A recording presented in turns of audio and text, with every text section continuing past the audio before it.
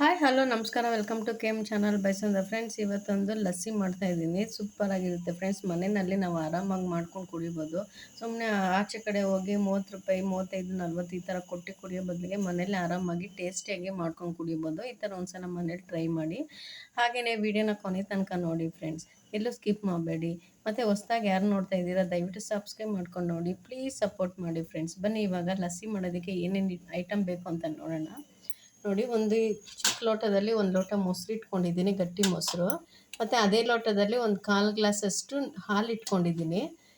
ಮತ್ತು 2 ಸ್ಪೂನ್ ಸಕ್ಕರೆ. ನೋಡಿ, ಒಂದೇ ಒಂದು ಏಲಕ್ಕಿ ಕಾಯಿ ಇಟ್ಕೊಂಡಿದ್ದೀನಿ. ಚಿಕ್ಕದೊಂದು ಮಿಕ್ಸಿ ಜಾರ್ ತೊಗೊಂಡಿದ್ದೀನಿ, ಅದಕ್ಕೆ ಸಕ್ಕರೆ ಹಾಕ್ಕೊಳ್ತಾ ಇದ್ದೀನಿ. ಮತ್ತು ಸ್ವಲ್ಪ ಹಾಲು.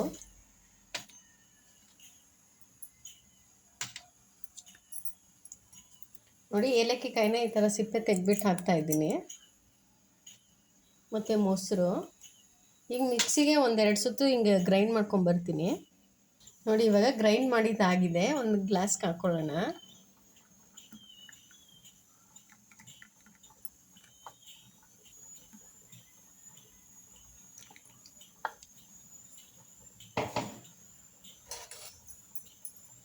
ನೋಡಿ ಫ್ರೆಂಡ್ಸ್, ಸೂಪರ್ ಆಗಿರೋಂಥ ಲಸ್ಸಿ ರೆಡಿಯಾಗಿದೆ. ನೀವು ಒಂದ್ಸಲ ಮನೇಲಿ ಟ್ರೈ ಮಾಡಿ ಫ್ರೆಂಡ್ಸ್. ಹೇಗೆ ಬಂದಿದ್ದು ಆಮೇಲೆ ಕಮೆಂಟ್ಸ್ ಮಾಡಿ. ಇನ್ನೊಂದು ವಿಡಿಯೋದಲ್ಲಿ ಸಿಗ್ತೀನಿ. Bye friends, take care. Thank you for watching.